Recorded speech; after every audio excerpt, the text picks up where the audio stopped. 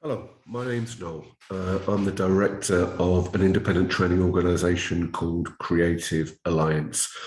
We specialise in enabling people to get into creative, digital and marketing roles. And we do that through a variety of schemes, but especially through apprenticeships. So, I suppose that makes me an FE leader in a way, although I don't often think of myself as such. I've been asked by Kasim and the great team behind this conference to just throw a few ideas together around LGBTQ plus practical ideas for FE leaders. So I've just written a few thoughts down, which is why I'm going to be glancing to the left to my notes, because I thought this is not a topic I just want to do off the cuff.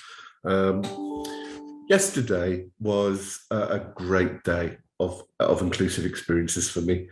I started off at the Midland Art Centre, which for those of you in Birmingham and surrounding areas may well know, their October programme has a focus on the elderly, and I wanted to see both an exhibition and a performance that had been created by and with a very large group of community elders that they work with.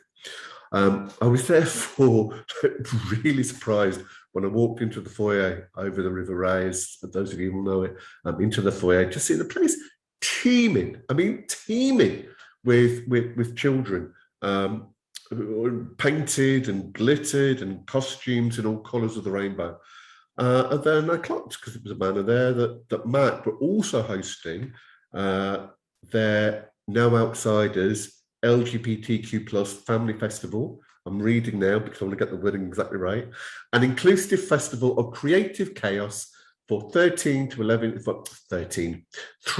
11 year olds and their grown-ups. How absolutely fabulous. And for those of us old enough to clock that reference, we were probably going to see the show about the elders.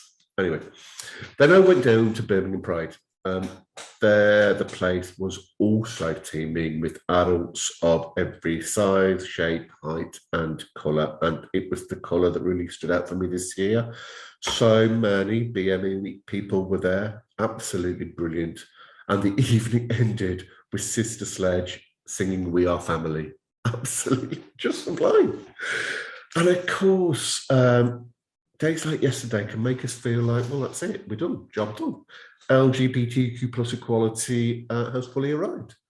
But we know, of course, it hasn't. And as some of our European neighbours are currently showing us, intolerance and hate are still state-sanctioned, not that far away from us, never mind when we consider what's going on outside of Europe. But of course, we don't need to look outside the UK for examples of intolerance and prejudice towards LGBTQ plus people. And Sister Sledge's song, "We Are Family," is a huge gay anthem.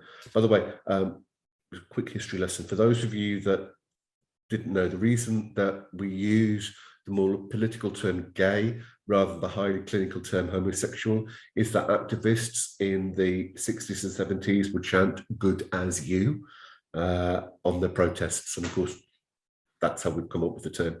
And for many people, of course, who identify as LGBTQ plus, there were and still are being rejected by their biological families because of their sexual orientation or their gender identity.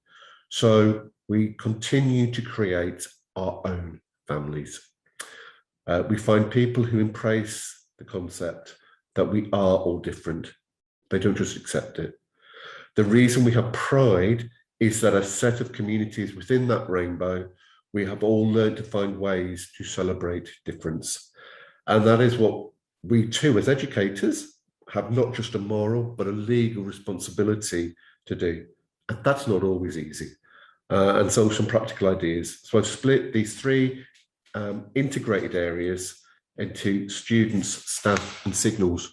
But of course, they all interrelate. So for students, first of all, ask the person or the department responsible for monitoring to report to the senior management team and the board how many positive references to LGBTQ plus people, examples and scenarios they can find in their quality monitoring of equality, diversity and inclusion through observation, reviews, e-portfolios, etc. This also includes the use of pronouns, which obviously has become much more relevant in the last few years. Secondly, does your learner student information contain current and relevant sources for where people can find support for any and all issues pertinent to their sexual identities and gender orientations? And it is obviously, there are all sorts of issues that correlate with that, not just about that, but actually being able to go to somewhere that does understand that is really important. And have you actively encouraged the development of an LGBTQ plus student network, student support group, with clear and unambiguous commitments to challenge any and all forms of prejudice and harassment? And that includes all those casual, that's so gay put downs you'll hear in banter. You can't ask students to actually self-identify as LGBTQ plus, create a network, a support network, if they are also not going to be protected. I mean, it goes without saying, but down to the level of the banter. Staff, you'll know people in your team who do identify as LGBTQ plus. Have you asked them how comfortable they are with being promoted as positive role models, fully and openly supported by you, both for other staff and for students? The fact I have to use the and or, of course, and it's self-disappointing, but I can appreciate why some staff might be very comfortable being a positive role model for other members of the staff, but may not be at all positive, confident about doing it for students. That's because, of course, you'll have members of your team at all stages of their journey, and I'm not going to call it coming out, because that implies that the out is the destination. I have met many, many people in education for whom that can never be. So what other mental health and wellbeing support is available to your team? Are your line managers aware and sensitive enough to consider that stress and underperformance might be related to these issues? And are they helping people signpost them to get the appropriate support without asking insensitive questions? Finally, I can understand why you might not yet want to have gender neutral toilets for all your students, but can you put in place a plan to have them available for all your staff? I mean, we don't need them now for staff, do we? I mean, it might help shift some thinking. After all, my 78-year-old Irish Catholic mother had absolutely no problems using them in the Hippodrome, and we reported had the best chats in there. Just don't assume.